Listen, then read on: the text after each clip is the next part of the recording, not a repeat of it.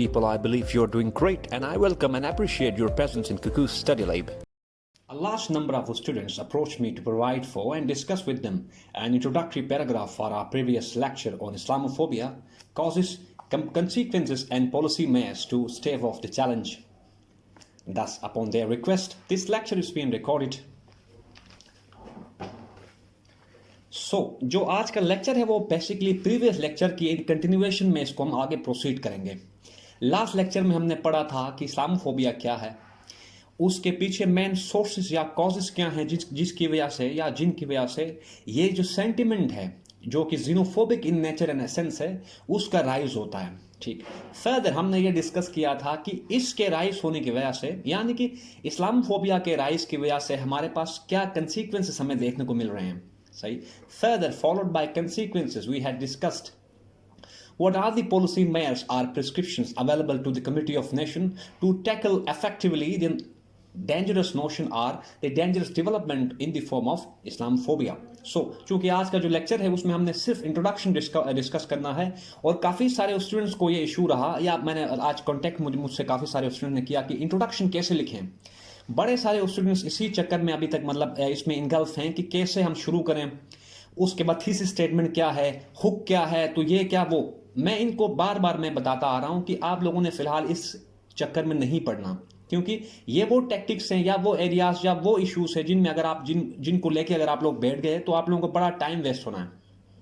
फिलहाल आप लोगों ने अच्छी रीडिंग्स करनी है, साथ लिखने की प्रैक्टिस करनी है, सिंपल टॉपिक्स पे लिखें आप। मैंने आप लोगों को अपनी केस बताई कि मैं शुरू जब मैं कर रहा था तो मैंने सिंपल टॉपिक्स से शुरू किया था, like democracy, simple education, economy, democracy and economy, education and democracy and so on. तो आप लोगों ने बेसिकली शुरू करना होता है सिंपल टॉपिक्स से।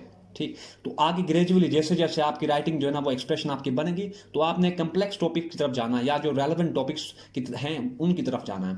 तो आज इस जो हमारे पास इंट्रोडक्शन है उसको आज पढ़ते हैं। मैं साथ आप लोगों को इसको एक्सप्लेन करके समझाता हूँ कि कैसे हमने इसको शुरू करना है और कैसे हमने अपनी जो आउटलाइन है उसी के सेंट्रिक अपने इसको लेके चलना है। तो आप लोगों के सामने जो है इंट्रोडक्शन शो हो रहा होगा, मैंने इसको स्टार्ट लिया है।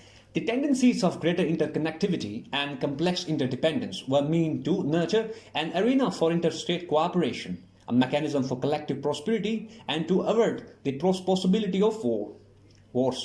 अब यहाँ पे इनडायरेक्टली मैं क्या बात कर रहा हूँ कि मैं कह रहा हूँ कि ग्लोबलाइजेशन एंड जो न्यू लिबरल फोर्सेस थी उनका जो रेजोनेटर था वो क्या था, to bridge the gap between different civilisations. ठीक, डिफरेंट सिविलाइजेशंस और डिफरेंट सोसाइटीज के बीच में कम्प्लेक्स इंटरडिपेंडेंस या इकोनॉमिक रिलेशंस या मल्टीपल नेचर के रिलेशंस बिल्डअप कराएं ताकि उनके बीच में प्रोस्पेक्ट्स और पॉसिबिलिटी फॉर वॉर वहां पे बाकी न रहे, या वो जो नेशंस हैं हमारे पास जो नेशंस हैं वो अपनी फॉरेन पॉलिसी में वॉर को एज एन इंस्ट्रूमेंट यूज ना करें। सही, तो ये हमने पहले हमारे पास जो पहला सेंटेंस है उसमें हमने बात ये की। उसके बाद नेक्स्ट मैंने क्या लिखा है यहां से आगे पढ़ रहे हैं। But unfortunately the endeavors of advocates of peace appear to have backfired by bringing forth the underlying cultural divergences and thereby becoming an impetus to turning civilizational fault lines into battle lines। अब हमारे पास दूसरा sentence ये आया, हमने क्या बात की, ऊपर हमने एक स्टेटमेंट दिया था यहाँ पे कि कनेक्टिविटी की जो हमारे पास फोर्सेस हैं वो फेल हो गई। सही, to bridge the gap between different civilisations. तो इसी का हमारे पास रिजल्ट क्या निकला, फेल हो गई, ग्लोबलाइजेशन फेल हो गया इस प्रोसेस या अपना जो पर्पस था उसको मीट करने में। तो उसका कंसीक्वेंस क्या हुआ, जो इंडिवर्स थे, जो एडवोकेट्स ऑफ पीस के या जो ग्लोबलाइजेशन के जो फोर्सेस हैं उनके जो एडवोकेट्स थे वो उनकी जो एफर्ट्स थी वो फेल हो गई। तो यहां पे इसी वजह से हम दूसरे सेंटेंस में क्या लिखा है, The endeavors of advocates of peace appear to have backfired। उनकी जो endeavors या efforts थे वो उन्होंने backfired किया by bringing the underlying cultural divergences and thereby becoming an impetus to turning civilizational fault lines into battle lines। अब हमें पता है ग्लोबलाइजेशन ने टेक्नोलॉजी में greater interconnectivity and free flow of objects या मटीरियल की वजह से जो डिफरेंट सिविलाइजेशंस के बीच में जो फॉल्ट लाइंस थी या जो डाइवर्जेंसेस थे वो क्या हुए, फर्दर एक्सप्लोर हुए, हाईलाइट हुए। सही, मीडिया, मैस मीडिया ने उनको हाईलाइट किया, मतलब फ्री फ्लो ऑफ बॉर्डर्स की वजह से डिफरेंट सिविलाइजेशन के जो डिफरेंट लोग हैं वो दूसरी कंट्रीज में जाके उनके कल्चर को ऑब्जर्व किया और वहां पे जो डिफरेंसेस थे उनको फील किया। सही, फर्दर कल्चरल हमारे पास जो एसिमिलेशन का जो फैक्टर है या प्रोसेस है उसकी वजह से भी जो हमारे पास सिविलाइजेशनल फॉल्ट लाइंस थी वो फर्दर एक्सप्लोर या एक्सपोज हो गई। सही, आगे Resultantly, the ever-widening fissure across cultural fault lines and burgeoning faith-propelled abhorrence indicate toward the inevitability of such thesis as clash of civilizations, as noted by political scientist Samuel P. Huntington in his seminal work. कल आप लोगों को याद होगा, मैंने अपने lecture में आप लोगों को बताया था कि सैमुअल पी हंटिंगटन ने 1990s में एक थीसिस, उसने एक बुक फॉर्म में, या पहले उसका फॉरेन अफेयर्स में एक आर्टिकल आया था, उसके बाद उसने उस आर्टिकल को कन्वर्ट किया था इनटू बुक जिसका नाम है द क्लैश ऑफ सिविलाइजेशंस। तो हमने क्या बात की, ग्लोबलाइजेशन फेल हो गई, बाकी जो कमिटी ऑफ नेशन में जो पीस के एडवोकेट्स थे उनकी एफर्ट्स फेल हुई, जिनकी वजह से अब जो डेवलपमेंट्स हो रही हैं उनसे लग ऐसा रहा है कि जो क्लैश ऑफ सिविलाइजेशन का जो नोशन है वो इनविटेबल है, यानी डिफरेंट जो सिविलाइजेशन हैं, स्पेसिफिकली चाइनीज या साइनो सिविलाइजेशन और इस्लामिक सिविलाइजेशन का क्लैश इनविटेबल हो गया है विद वेस्टर्न सिविलाइजेशन। तो ये एक सेल्फ फुलफिलिंग प्रोफेसी बन रही है कि जो सैमुअल हंटिंगटन ने प्रिडिक्ट किया था बैक इन 1990s। यहां तक हमने बात ये की। नेक्स्ट यहां से आगे पढ़ रहे हैं हम। The phenomena which came to be known as Islamophobia encompasses a host of discriminatory practices vis-a-vis Muslims, ranging from squarely attribution of violence and terror to a certain school of believers, projection of Islam as an incompatible doctrine with modern practices and faith-based legislation, suppression and ostracism। अब आप लोगों को कल अगर lecture आप लोगों ने देखा है तो वहां पे हमने आउटलाइन में यही बातें की थी कि क्या असल में इस्लामोफोबिया क्या है।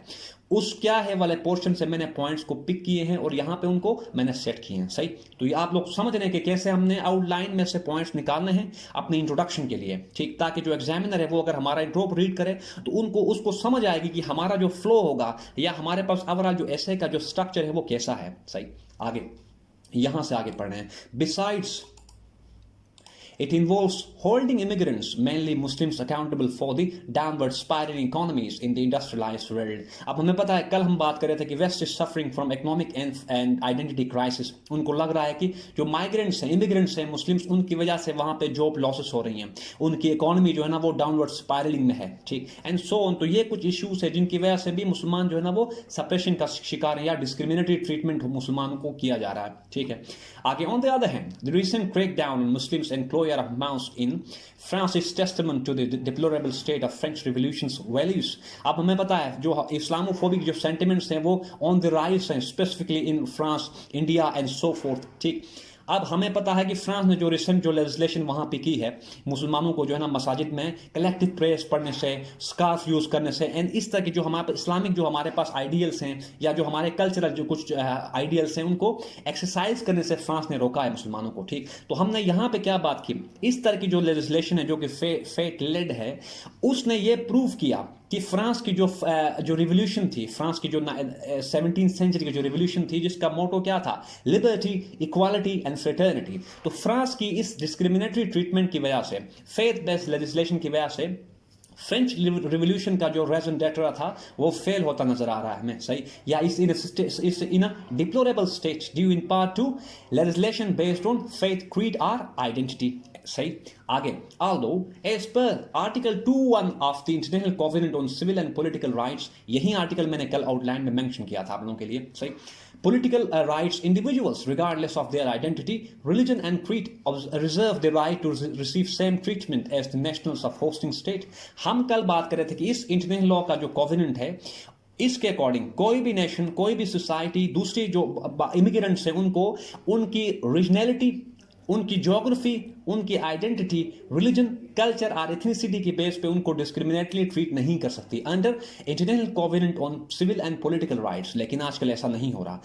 ऐसा नहीं होने का मतलब ये है कि इंटरनेशनल लॉ की जो एफिकेसी है, इस तरह के बाकी हमारे पास जो मल्टीलेटरल जो रिजीम्स या कोवेनेंट्स हैं या हमारे पास जो मल्टीलेटरल स्ट्रक्चर्स हैं, उनकी जो इफेक्टिवनेस है, उनकी जो वायबिलिटी है वो इरोड हो रही है बाय द टाइम, ठीक। और Islamophobia is evident to erosion of these multilateral agreements, ठीक। Next, yet the absence of a higher governing authority, यहां से आगे हम पढ़ रहे हैं, absence of higher governing authority to ensure non-discriminatory implementation of such universal agreements paved the way for an environment which Thomas Hobbes describes as the state of nature. अब Thomas Hobbes हमारे पास एक पॉलिटिकल साइंटिस्ट था या IR scholar, अगर इसको हम कहें तो गलत नहीं होगा। ये जो रियलिज्म स्कूल ऑफ थॉट है उसका एक फाउंडिंग फादर में से एक है, जो कि कहते हैं कि स्टेट ऑफ नेचर या उसको हम कहते हैं इन अदर वर्ड्स एनार्की है, लॉलेसनेस का एक सिनेरियो है, ठीक।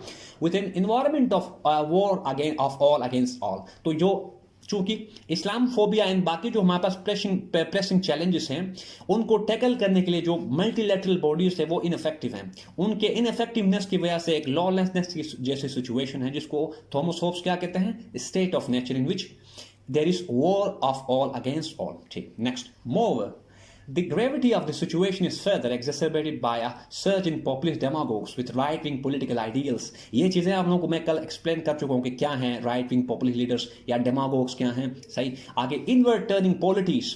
सही, इनवर्ट टर्निंग होने का मतलब यहाँ पे ये है कि नेशनलिज्म को प्रायोरिटाइज करना at the expense and to the detriment of internationalism और ग्लोबलिज्म। ठीक, अच्छा, the passive role of Muslim world, हमने कल बात की ओआईसी इनफेक्टिव है, मुसलमानों के बीच में इंटरनल डिविजन्स हैं। सही, जियो पॉलिटिक्स हम मुसलमान एक दूसरे के अगेंस्ट प्ले कर रहे हैं इंस्टेड ऑफ ब्रिजिंग, ऐसे हम कह सकते हैं instead of constructing bridges of cooperation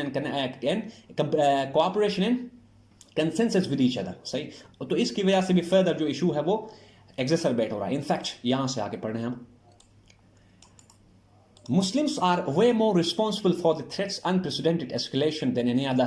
अब जब हमें अपनी फिक्र नहीं है तो बाकी कोई और क्यों करेगा, यहां पे ये बात सिंपली करना चाह रहा हूं। Next, the laws of spirit of intellectual inquiry and dynamism, इज्तिहाद की तरफ हमारा इंडिकेशन यहां पे है।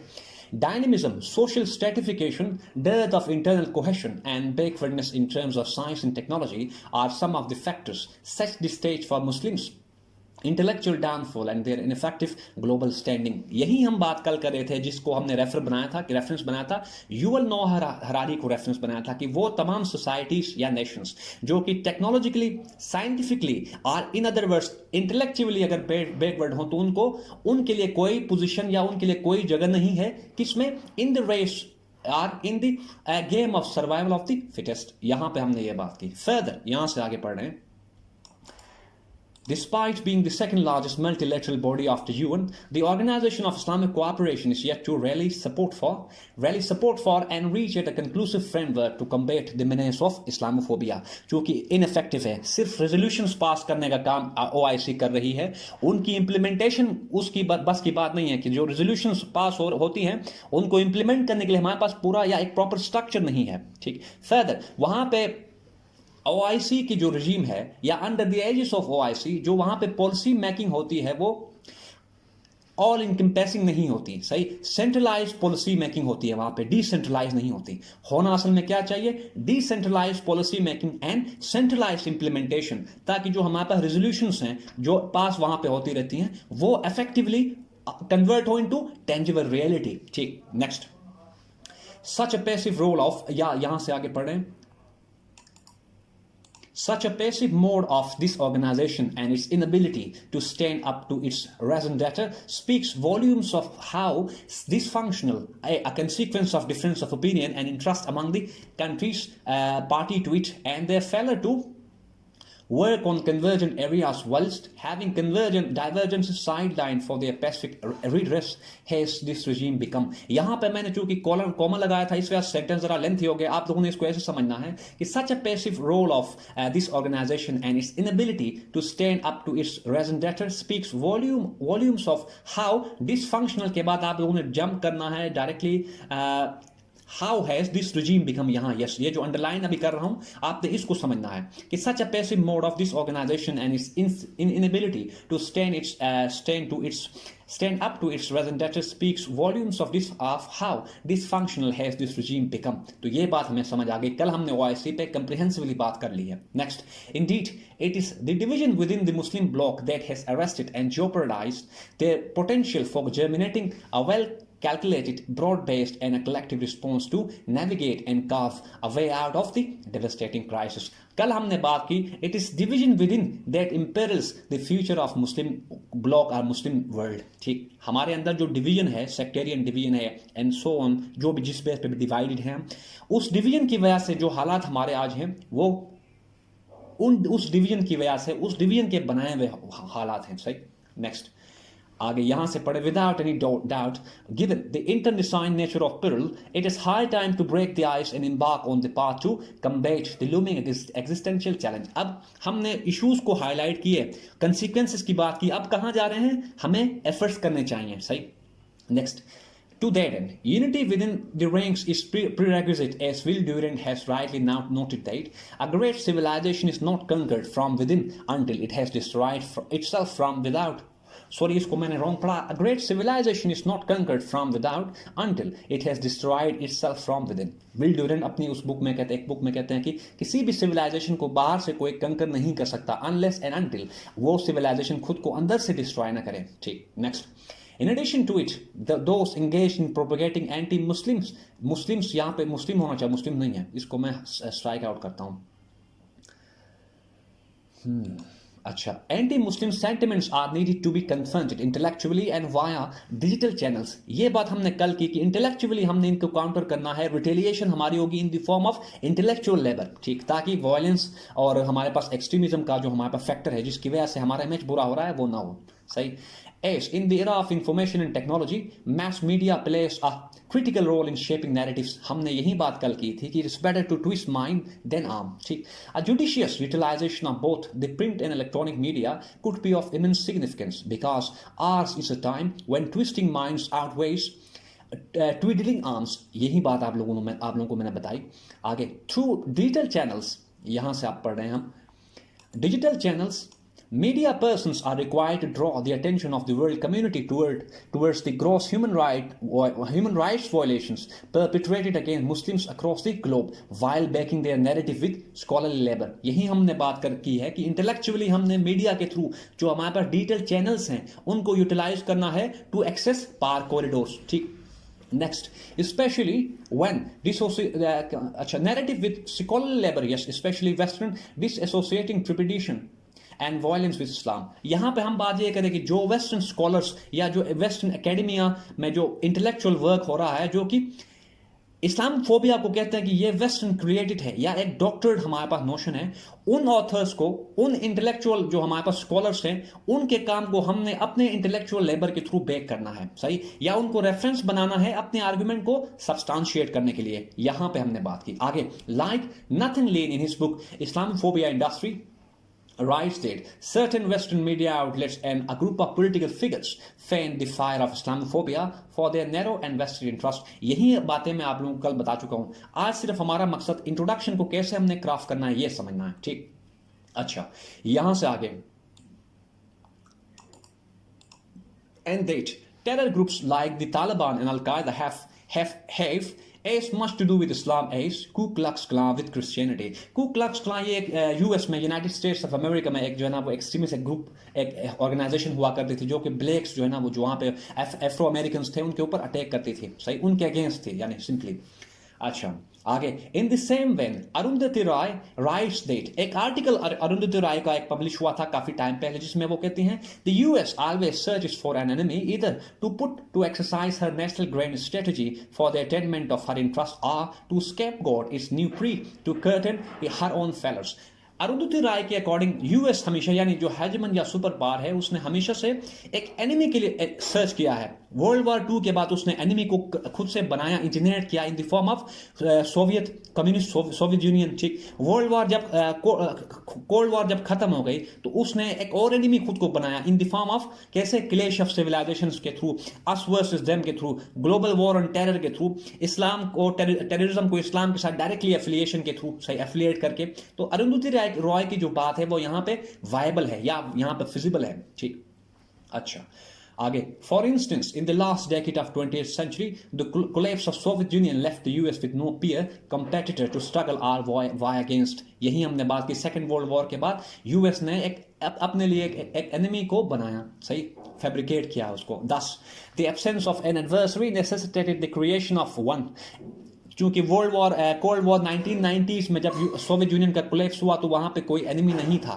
तो एनिमी जब ना हो तो उसको बनाया जाता है according to this writer or this columnist जिसको हमने ऊपर पढ़ा. ठीक.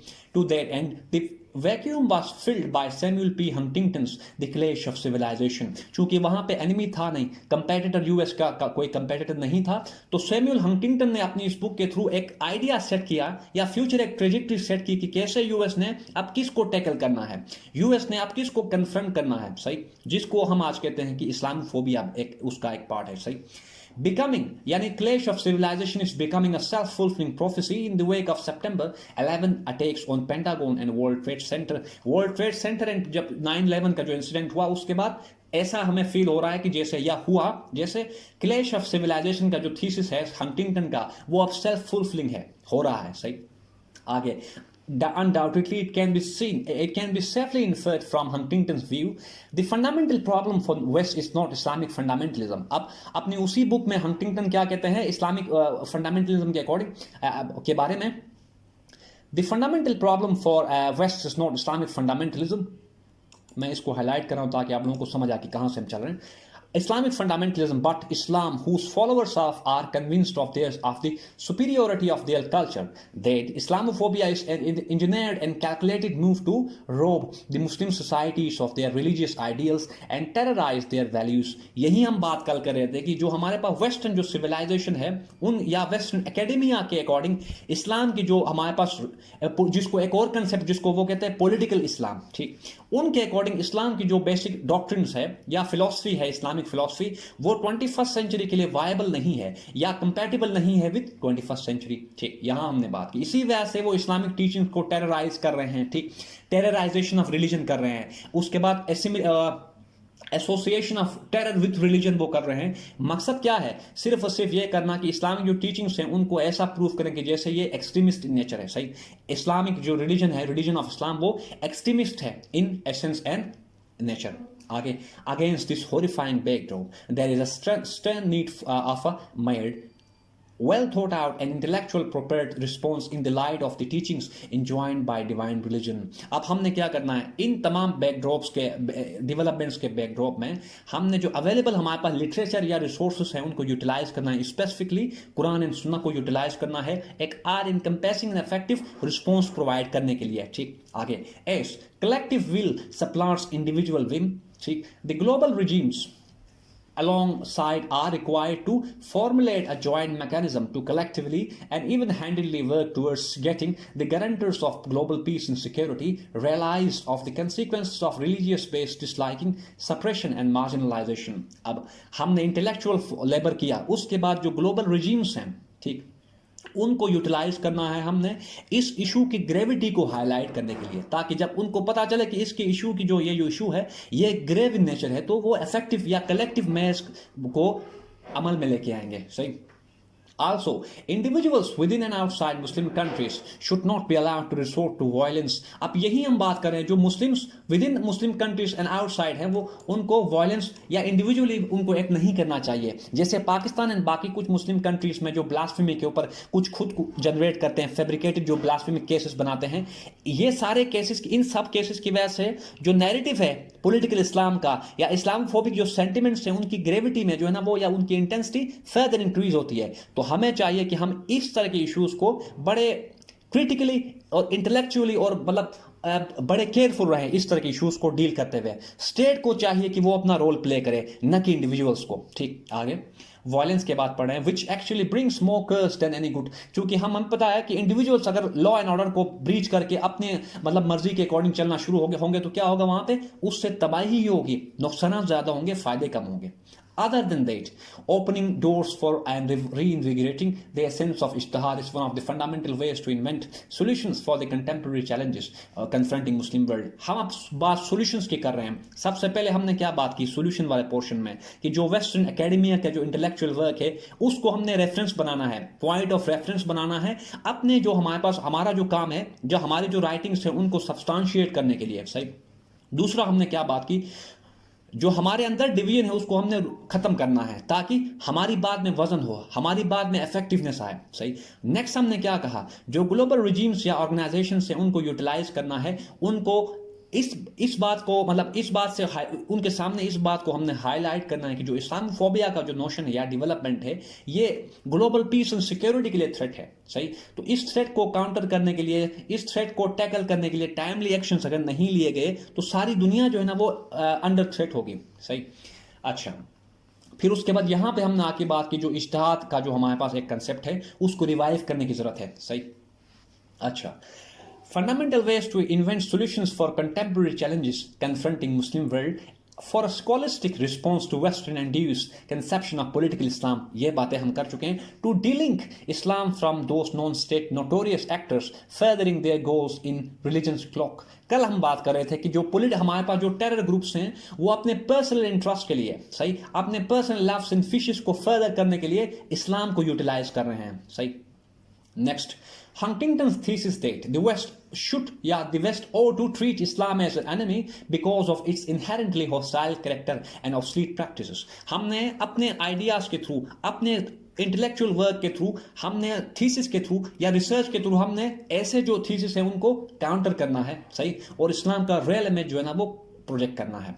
Next, additionally, Muslim polities ought to have greater engagement with global multilateral institutions in a proactive yet productive manner so as to get them on board and expose the duplicity of certain entrenched tendencies working toward pitting a particular civilization for their loves and fishes. यही हमने बात ऊपर की कि जो global bodies हैं, regimes हैं, उनको हमने यूटिलाइज करना है इफेक्टिवली इस इशू को सॉल्व करने के लिए. आगे, above all, to rectify the image establishment of participatory and pluralistic form of government, जिसको हमने कल कहा था डेमोक्रेटिक गवर्नमेंट होनी चाहिए, सही, सोशल डेमोक्रेसी को हमने एज अ सिस्टम नहीं बल्कि एज अ कल्चर हमने उसको एम्प्लॉय करना है.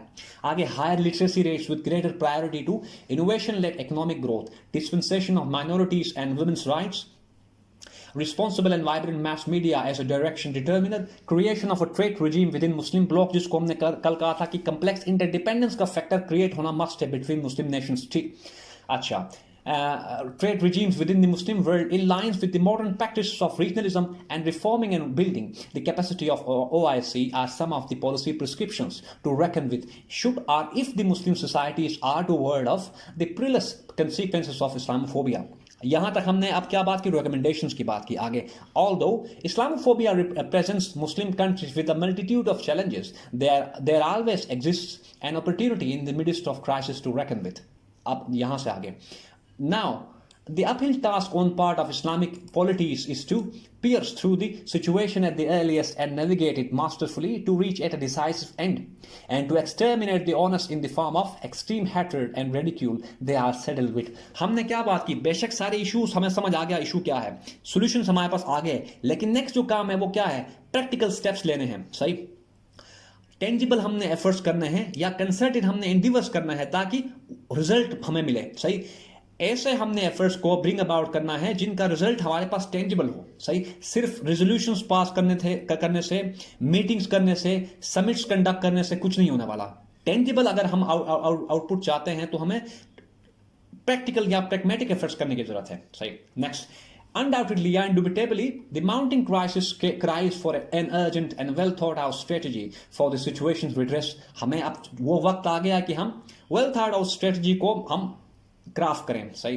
एनी फर्दर, आगे आखिरी हमारे पास सेंटेंस क्या है, any further ado in this pattern could set the stage for an unacceptable damage plunging on the tectonic plates, nurturing the perception of mutual coexistence in different civilizations. ये हमारे पास, ये यहाँ पे हमारे पास जो इंट्रोडक्टरी पैराग्राफ है वो खत्म है. क्या बात की, अगर पहले हमने इसमें बात है कि इस्लामोफोबिया एक ऐसा डेवलपमेंट या एक ऐसा हमारे पास एक ऐसी सेंट्रीफ्यूगल टेंडेंसी है जो कि कैपेबल है किसके लिए, किस चीज के लिए, कि जो हमारे पास ग्लोबलाइज्ड वर्ल्ड थी, बॉर्डरलेस वर्ल्ड थी, सही, और जो पीसफुल वर्ल्ड है उसको कन्वर्ट करना इनटू इनसिक्योर हमारे पास एक सिचुएशन को बनाने में, को कार्व करने में या को कार्व करने के लिए ये इसके पास पोटेंशियल है. किसके पास, इस्लामोफोबिया के पास. सिंपल वर्ड्स में अगर पुट करें तो इस्लामोफोबिया एक ऐसी डेवलपमेंट है जो कि ग्लोबल पीस एंड सिक्योरिटी को थ्रेटन कर सकती है. सही, डेविस्टेट कर सकती है ग्लोबल पीस एंड सिक्योरिटी को, कोऑपरेशन बिटवीन डिफरेंट सिविलाइजेशंस को थ्रेटन कर रही है. सही, हमारे पास जो डिफरेंट सोसाइटीज हैं या इथनिसिटीज हैं उनके बीच में जो थोड़े बहुत कन्वर्जेंसेस हैं उनको डाइवर्जेंसेस में कन्वर्ट करा रही है इस्लामोफोबिया. सही, तो इस बैकड्रॉप में जो कमिटी ऑफ नेशंस हैं, स्पेशली मुस्लिम जो वर्ल्ड है, उसको चाहिए कि वो प्रैक्टिकल एंड प्रैग्मेटिक सॉल्यूशंस जो है ना वो लेके आए और प्रैक्टिकल स्टेप्स ले ताकि इस इशू को टाइमली रिजोल्व करने में कामयाब हो. अगर ऐसा नहीं हुआ तो क्या होगा, विदाउट एनी फर्दर एडो से आगे हम पढ़ देख रहे हैं इन दिस पैटर्न, यानी अगर इस बारे में कोई डिले अगर हुआ तो क्या होगा, दिस इशू या Islamophobia could set the stage for an unacceptable damage plunging on the tectonic plates, nurturing the perception of mutual coexistence. Different civilisations के बीच में जो कंसेप्ट ऑफ म्यूचुअल कोएग्जिस्टेंस है वो रिमेन या इंटेक्ट नहीं रहेगा अगर इस्लामोफोबिया को टाइमली टैकल नहीं किया गया तो। So this is all for today, people. If you got any confusion related to this topic, please let me know about your issues through your comments. I will address them in my next lecture. Thank you very much.